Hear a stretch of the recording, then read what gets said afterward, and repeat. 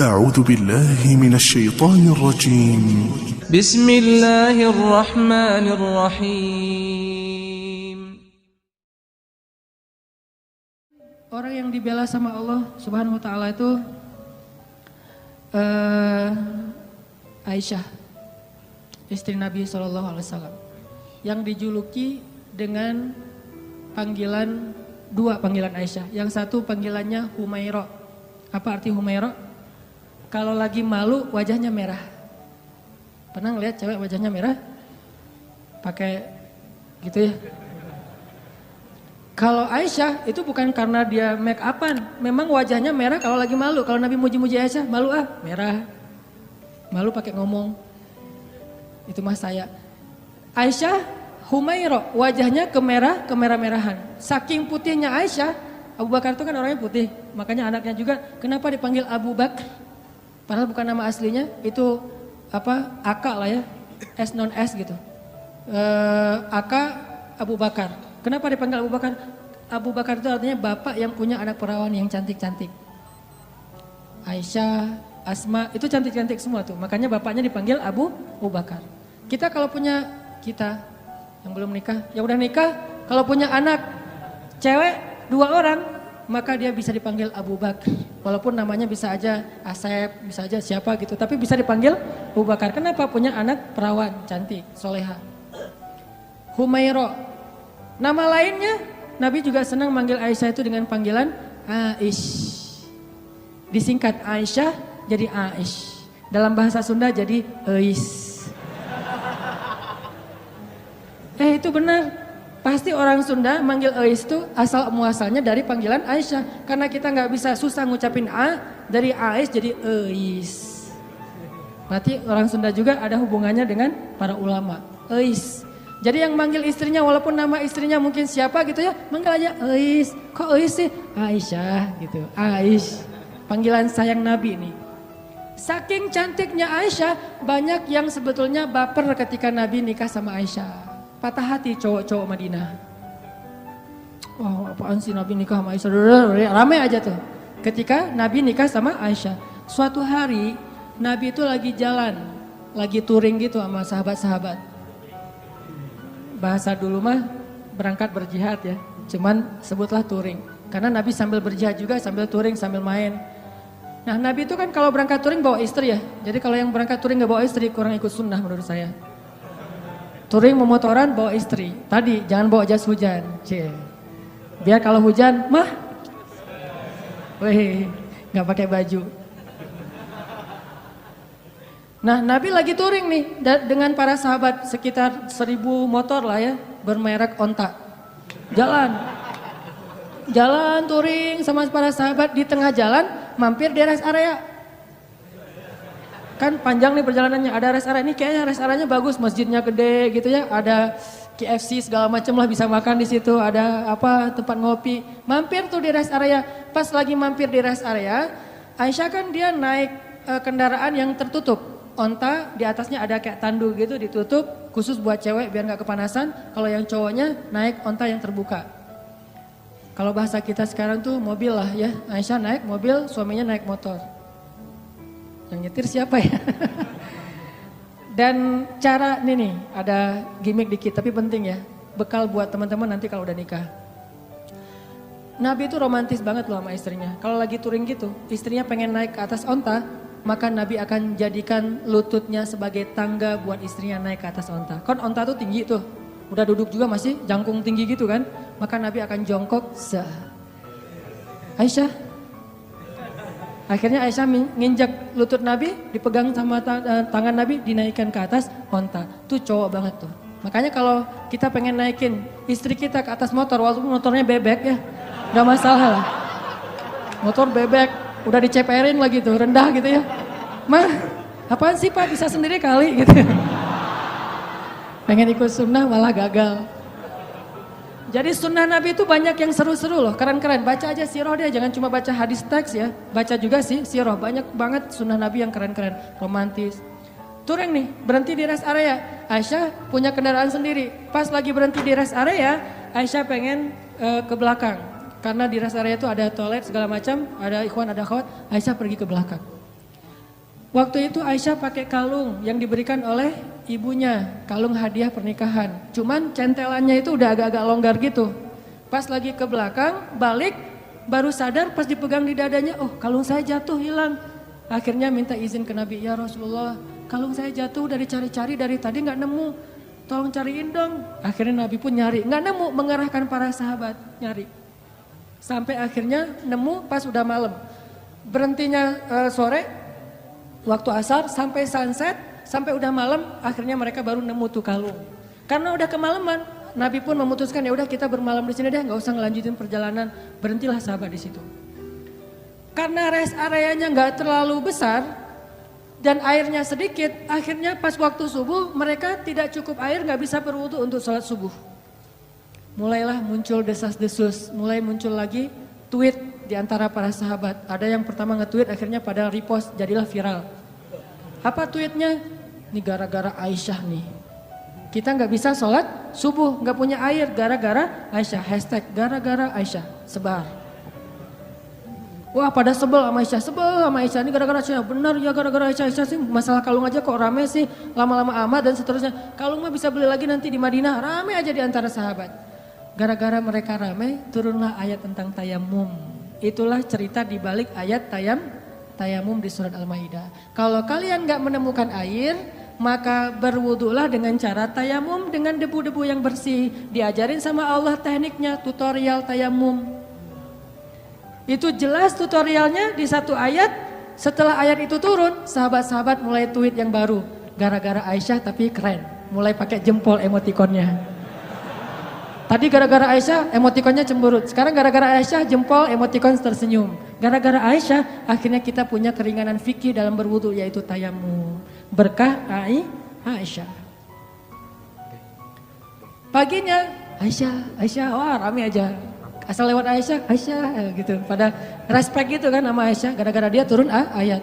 Jalan lagi nih, kan touringnya jauh banget tuh, lintas Pulau Jawa kan ya, jauh banget lah pokoknya. Jalan lagi, ada rest area, berhenti lagi. Aisyah lagi seperti biasanya, semua orang pasti ke belakang. Aisyah ke belakang, datang, jatuh lagi tuh kalung. Ini cara takdir Allah nih. Jatuh lagi kalung, waktu itu Aisyah udah gak enak mau ngasih tahu Nabi. Daripada ntar viral lagi kan ya, jadi trending topik. Ya udah deh, gua cari sendiri aja. Lagi nyari-nyari di belakang, nyari-nyari kalung yang jatuh. Nabi memutuskan, ayo kita lanjutkan perjalanan. Sehingga para sahabat pun memberdirikan onta itu dan jalan. Nah tadi Aisyah kan masuknya di atas tanduk. Waktu itu sahabat yang mengangkat tanduk nggak sadar kalau di dalamnya Aisyah udah nggak ada. Kenapa? Itu menunjukkan bahwa Aisyah itu kurus. Itu komen ulama di hadis tersebut. Makanya kalau baca hadis jangan cuma baca teksnya, baca komennya juga. Biar lebih jelas gitu. Oh ternyata kata ulama Aisyah itu kurus. Kenapa bisa kurus? Dia rajin zumba. Zumbanya Aisyah ngepel di rumah, beres-beres rumah itu zumbanya Aisyah. Jadi keringatan terus sehingga badannya tuh bagus. Gak pernah lebih dari 55 kilo. Kalau ada di atas 55 kilo berarti gak ikut sunnah. Ya. Buat cewek ya, buat cewek. Aisyah tuh masih kurus, jadi dia ada di dalam tandu gak ada, sama aja gak terlalu ngaruh. Karena berat tandu lebih berat daripada Aisyah. Begitu diangkat oleh para sahabat, gak sadar kalau Aisyah udah gak ada di dalam tandu. Jalanlah Nabi. Yuk berangkat, semuanya pada jalan. Kalau di tol kan gak bisa balik arah tuh, udah jalan-jalan aja, ketinggalan di rest area. Nah Aisyah lagi nyari-nyari, pas dia dapat, senang, alhamdulillah udah dapat nih. Balik ke tempat Nabi tadi berhenti, ternyata pasukan Islam atau rombongan touring udah pada pergi. Ketinggalanlah Aisyah dari rombongan touringnya. Karena tertinggal, Aisyah pun berpikir nanti kalau Nabi sadar, pasti Nabi akan jemput lagi nih. Ya udah saya tunggu aja. Sambil nunggu Aisyah pun duduk di sebuah batu bersandar. Karena nunggunya lama bersandar di batu lama-lama ketiduran. Tertidur di sebuah batu gitu. Nabi kalau ngelakuin touring biasanya menempatkan seorang sahabat sebagai penyisir jalan di belakang. Takutnya ada barang yang ketinggalan, orang ketinggalan kayak gitu. Namanya Sofwan bin Mu'attal. Sofwan ini jomblo terkeren di Madinah. Anak Madinah yang keren, masih jomblo pula. Dan biasanya cewek-cewek kalau Sofwan lewat, Sofwan gitu. Sofwan tuh terkenal lah, paling keren. Kalau di Mekah yang keren kayak Sofwan itu Mus'ab bin Umair. Yang parfumnya gak ada duanya di Mekah, cuma ada satu. Sehingga kalau Mus'ab lewat di sebuah gang, cewek-cewek langsung sadar, Mus'ab baru lewat loh, kenapa? Gua cium harumnya parfum Mus'ab. Kalau Mus'ab nyuci pakaiannya, maka orang berlomba-lomba pengen ngambil pakaian itu untuk cuci bareng dengan pakaian dia supaya parfumnya pindah. Saking kerennya parfum. Memang parfum gimana? Harga 100 milinya, 100 mili itu yang kecil, 20 juta. Karena saya pernah pas lagi umroh nyari-nyari parfum kayak gitu tuh di Bin Daud, di Hilton, di depan Masjidil Haram. Pas saya masuk ditanya sama yang penjaganya, dari mana? Indonesia. Udah gak usah masuk deh. Kenapa? Indonesia bakhil katanya. Kalau Malaysia boleh masuk, kalau Indonesia gak boleh, ini penghinaan nih kata saya nih. Masa orang Malaysia boleh masuk? Soalnya orang Malaysia kalau masuk beli, kalau kita cuma window shopping gitu kan, udah pergi. Saya tanya, karena saya bisa bahasa Arab capruk, anak uhibbu supermil lah pokoknya ya, capruk aja, banyakin ain aja pokoknya biar Arab gitu ya. Akhirnya dia gak ngerti, udah masuk aja lah. Karena gak ngerti ya, daripada rame, masuk ngeliat parfum 1 milinya, 100 mili yang kecil gitu, harganya 20 juta. Pas saya lihat langsung jantungan, 20 juta, berarti sekali pakai 100 ribu. Dijual sekali 100 ribu, 2 kali 200 ribu, sehari 500 ribu pakai parfum doang. Itu Mus'ab bin Umair. Sofwan gitu juga tuh, anak Madinah yang bisa dibilang cowok kece-nya Madinah lah. Lagi nyisir, pas sampai di rest area, ngelihat ada cewek lagi tidur di atas batu, bukan tidur lebih tepatnya, bersandar di batu ketiduran. Pas Sofwan mendekat, ngelihat wajahnya ternyata itu Aisyah. Langsung Sofwan berta'awuz. A'udzubillahi minasyaitonirrajim. Terus Sofwan mengatakan, taraju, innalillah wa inna ilaihi raji'un. Taraju. Taraju yang di Tasik Garut itu dari bahasa Arab. Taraju. Apa arti taraju? Innalillah wa inna ilaihi raji'un. Taraju artinya mengucapkan innalillah. Langsung Sofwan, innalillah wa inna ilaihi raji'un, berpaling. Coba bayangin, solehnya Sofwan. Kalau kita kan, alhamdulillah. Kebaliknya.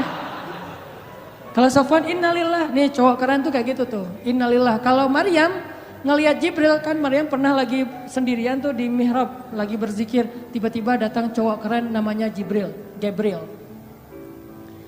Jibril itu kan kalau turun ke bumi berwujud basyaron sawiyya, laki-laki yang sempurna. Pas Maryam ngelihat cowok keren gitu, apa kata Maryam? A'udzubillah. Bukan Masya Allah, bukan. A'udzubillah. Jadi cewek-cewek nih, kalau ngelihat postingan ada cowok yang keren, a'udzubillah. Yang mana ya tadi? A'udzubillah aja, jangan dilihat. Yang cowok-cowoknya ada yang cewek keren, innalillah wa inna ilaihi raji'un. Jadi kalau cewek-cewek nanti di luar dengerin ada yang tarajo, berarti ada yang keren tuh. Mana. Innalillah wa inna ilaihi raji'un. Karena ucapan taraju'nya keras, akhirnya Aisyah kaget dan bangun. Pas Aisyah bangun langsung Aisyah nunduk gitu karena malu kepada Sofwan. Sofwan gak banyak nanya, Aisyah ngapain sendiri di sini lagi nungguin saya ya? Enggak. Nih solehnya sahabat ya, biar kita bisa ngebandingin sama kita. Enggak nanya Aisyah lagi ngapain di sini, Aisyah kenapa duduk di situ, Aisyah enggak. Begitu udah selesai tarajuh, Aisyah bangun, Sofwan langsung mengambil ontanya, didudukkan di dekat Aisyah, terus Sofwan menjauh dan membelakangi. Untuk apa? Biar Aisyah naik ke atas onta dan Sofwan gak ngelihat gimana cara si cewek itu naik. Kalau udah nikah romantis banget, kalau belum nikah terjaga banget. Tuh benar-benar orang-orang yang luar biasa. Belum nikah dia menjauh, gua gak pengen lihat gimana cara Aisyah naik di atas motor, kan naiknya cewek di atas motor apalagi boncengan pas pulang sekolah kan agak sesuatu ya. Bahaya kan? Nah Sofwan gak mau ngelihat itu. Cara cewek naik, walaupun Aisyah itu sangat terjaga auratnya, tapi masih Sofwan menjaga hatinya. Gak mau lihat ngelihat ke sana, tapi di sebelah sana ada cermin, jadi bisa tembus. Gak ngelihat. Kalau di mall kan suka gitu ya, buang muka gitu ke arah cermin, biasa bisa ngelihat dari sebelah sana. Bukan pengalaman ya. Pernah. Nah, akhirnya Sofwan menjauh, membelakangi Aisyah. Dalam durasi kira-kira si cewek ini udah selesai naik ke atas unta. Begitu udah selesai, Sofwan datang ngambil tali kekang unta dan ditarik. Untanya berdiri jalan. Sofwan jalan kaki di depan, Aisyah naik di atas unta. Itu cara paling bagus boncengan. Jadi jangan dibonceng gitu. Apalagi ini ojek-ojek online ya. Kalau yang ordernya cewek, Neng, naik Neng. Kita mah gak usah naik ke atas motor, di samping aja dorongin motor. Kenapa Mang kok gitu caranya? Sofwan. Sofwan itu siapa? Gak pernah ikut talim ya. Makin sombong ya, makin ria. Sofwan narik tuh tali kekang onta, Aisyah di belakang. Gak pernah sekalipun Sofwan menoleh ke belakang. Aisyah butuh sesuatu? Enggak. Atau mungkin bisa miss call kalau ada apa-apa. Ini nomor saya, modus. Gak ada sama sekali. Aisyah gak diajak ngobrol, Aisyah kenapa tinggal sendiri dan segala macam. Enggak sama sekali, diam sepanjang perjalanan sampai di Madinah. Nabi sampai di Madinah gak sadar kalau Aisyahnya ketinggalan. Karena Nabi gak langsung pulang. Biasanya nyambut tamu dulu, ada urusan negara lah. Nah lama baru dari belakang Aisyah dengan Sofwan muncul. Di Madinah waktu itu kebenaran orang-orang Yahudi lagi nongkrong di gerbang. Karena salah satu hobi orang Yahudi itu nongkrong di jalan. Senang banget nongkrong di jalan tuh. Nongkrong gitu-gitu ya di jalan. Nah pas lagi orang Yahudi nongkrong di jalan, tiba-tiba dari kejauhan datanglah Aisyah dengan Sofwan berdua. Tapi satu di atas onta, satu lagi narik tali kekang onta. Orang Yahudi tadi lagi nongkrong nih, lagi ngobrol. Datanglah Aisyah sama Sofwan, begitu mereka ngelihat Sofwan dan Aisyah langsung sepi. Diam semua orang Yahudi, diam aja. Diam, tuh ada yang lewat. Diam, pas sudah lewat, gue bener ngelihatnya tadi gak bermimpi nih. Enggak, gue juga ngelihat yang sama. Bener kan Aisyah, bener. Mulai gosip muncul. Judulnya masih aman nih. Aisyah dan Sofwan pulang berdua. Judul standar lah ya, mainstream. Judulnya Aisyah dan Sofwan pulang berdua. Bener gak? Bener, tapi orang persepsinya apa? Selingkuh kan? Ada affair nih antara Aisyah dengan Sofwan. Judulnya gak bisa dihujat. Saya tuntut kamu pencemaran nama baik, gak bisa. Orang judulnya bener. Aisyah dan Sofwan pulang berdua. Atau nanti dikembangin lagi. Aisyah dan Sofwan ada apa? Tanda tanya. Bisa aja kayak gitu. Ada apa dengan AADA gitu. Ada apa dengan Aisyah. Nah gara-gara orang Yahudi nyebarin tweet, hashtag, postingan kayak gini. Mulai viral di antara kaum muslimin. Ada apa dengan Aisyah? Aisyah selingkuh. Aisyah dan Sofwan ada sesuatu. Ramelah fitnah di antara kaum muslimin tentang Sofwan dan Aisyah. Sampai akhirnya fitnah ini terdengar kepada Rasul. Nabi juga sempat hampir ragu sama Aisyah. Saking semua orang ngebicarain itu. Lo udah dengar berita belum? Apa? Aisyah sama Sofwan ternyata kemarin pulang berdua ada sesuatu tuh. Oh gitu? Kan suka gurih ya omongan-omongan kayak gini nih. Bisa ditambah-tambahin, pecinnya ditambahin. Jadilah pecinnya banyak. Makin banyak pecin, makin sedap. Makin susah untuk berhenti kan? Nah gitulah gosip. Akhirnya viral, jadi trending topik di Madinah, Aisyah dan Sofwan ada affair. Sampai ada seorang sahabat, kalau gak salah namanya Abu Ayyub, pulang ke rumah. Nanya ke istrinya, Mah udah dengar berita yang lagi trending topik belum? Udah Pak, Mama juga baru buka Instagram, kata istrinya. Mama punya Instagram kok, Bapak gak di follow? Bahaya.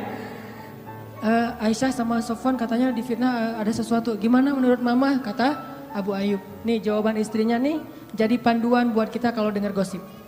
Apa kata istrinya? Ya Abu Ayyub, gimana pendapat engkau jika ada yang mengatakan engkau selingkuh dengan seorang perempuan? Kata Abu Ayyub, ya gak mungkin lah. Papa mau selingkuh kan udah cukup dengan Mama.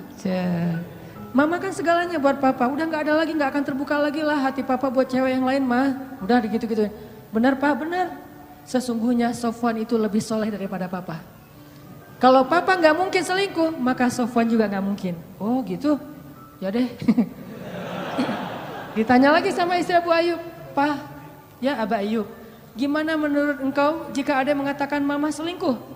Kata Abu Ayyub, nauzubillah gak mungkin. Papa percaya banget sama Mama. Mama tuh kan cewek yang paling setia, yang menjaga diri dan segala macam. Kata istrinya, sesungguhnya Aisyah lebih soleha daripada Mama. Kalau Mama aja gak mungkin selingkuh, apalagi Aisyah. Coba. Gampang kan menyelesaikan masalah kayak gini? Ada isu, sesungguhnya dia lebih soleh daripada kita. Kalau kita aja gak mungkin, pasti dia lebih gak mungkin lagi. Gitu caranya, husnuzon. Tapi di luar, berita itu tetap berkembang. Sampai akhirnya Nabi datang ke rumah Aisyah. Bertanya kepada Aisyah, ya Aisyah, pasti kamu sudah mendengar berita tentang ini. Gimana menurut kamu wahai Aisyah? Kata Aisyah, kalau saya bilang berita itu bohong, mungkin Nabi gak percaya sama saya, padahal itu bohong.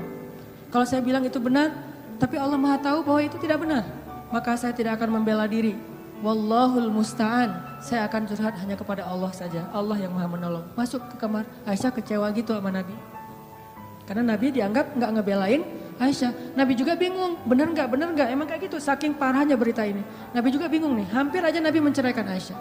Saking luar biasanya fitnah. Gak lama kemudian Nabi dalam keadaan sedang sedih, rasa perasaannya tuh lagi kacau banget.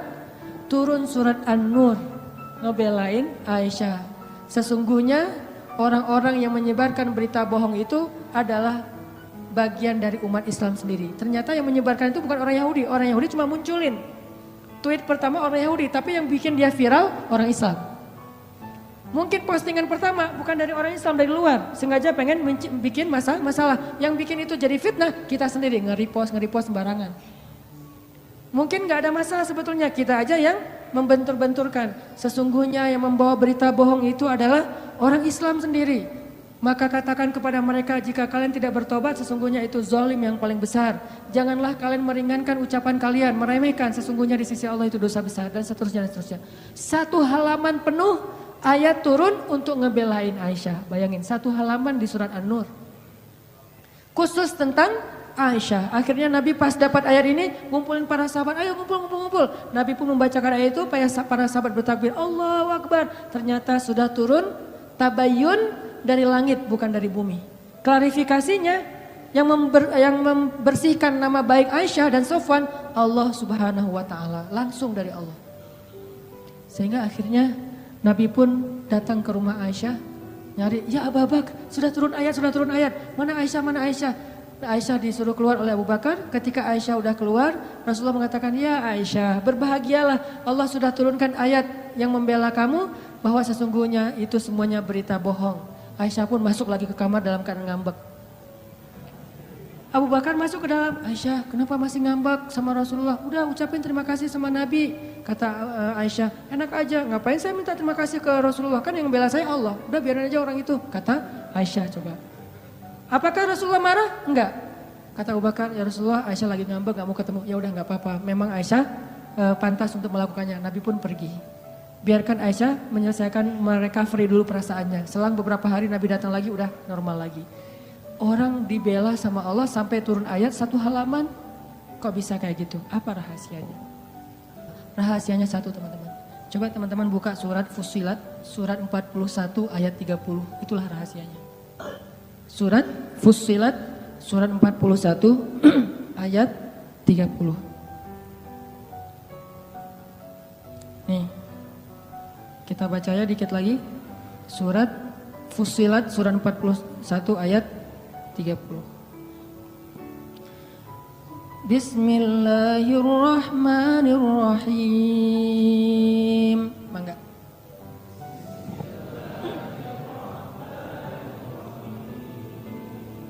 Innal ladzina qalu rabbuna Allahu tsumma istaqamu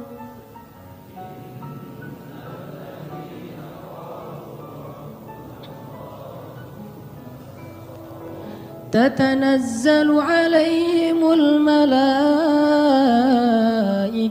ألا تخافوا ولا تحزنوا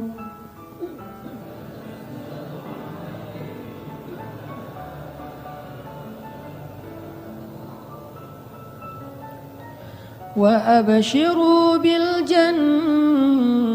التي كنتم توعدون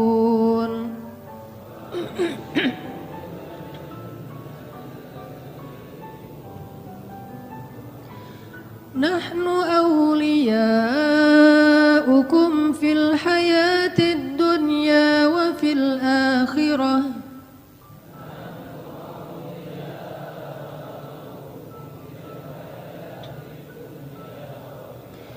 ولكم فيها ما تشتهي أنفسكم ولكم فيها ما تدعون